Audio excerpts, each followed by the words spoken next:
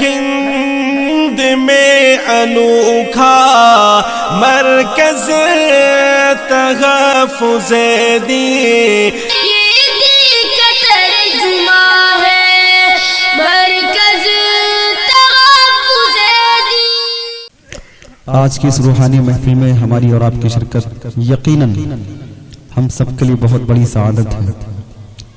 خدا کرے ہم سب کا یہاں جمع ہونا مبارک ہو۔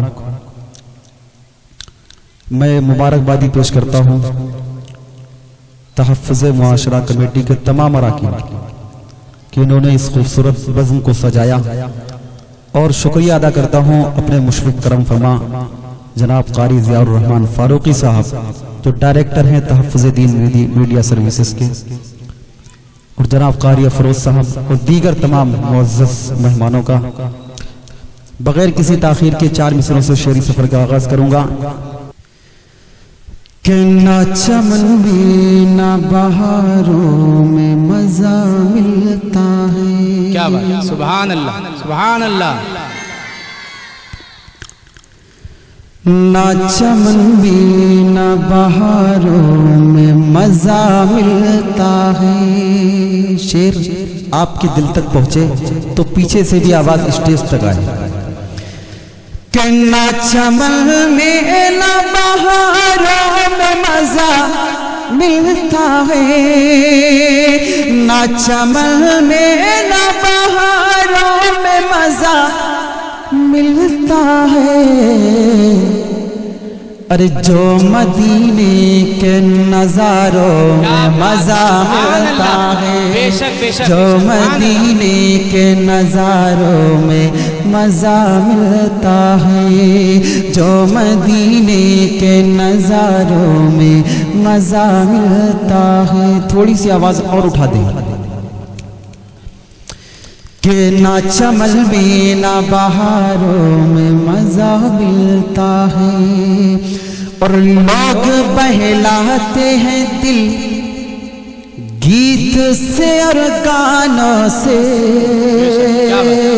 کیا بات، بہت آواز پر توجہ مت دینا، شعر پر توجہ رکھنا۔ جی یقیناً آواز تو اس لائق نہیں ہے کہ میں کچھ پڑھ بھی پاؤں، لیکن آپ کی محبت ہے کہ میں کھڑا ہوا۔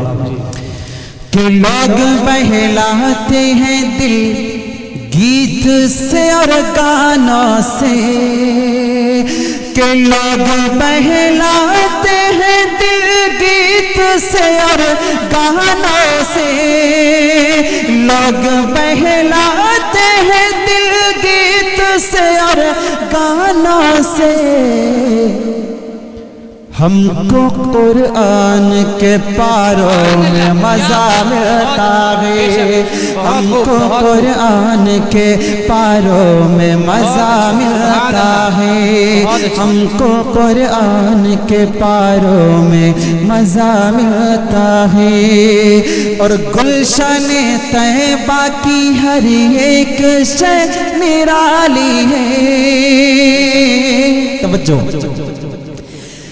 گلشن طیبہ کی ہر ایک شے نرالی ہے، گلشن طیبہ کی ہر ایک شے نرالی ہے۔